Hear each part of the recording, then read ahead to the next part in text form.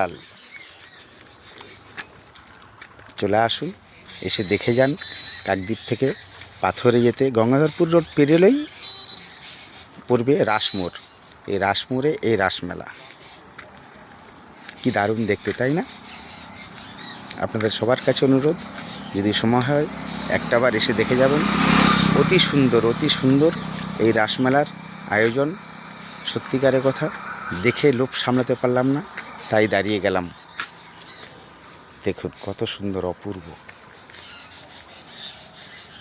আপনারা আসুন, এসে দেখে যান, আনন্দ উপভোগ করুন।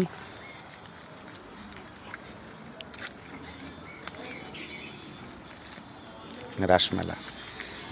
জয় শ্রীকৃষ্ণ, রাধা গোবিন্দ।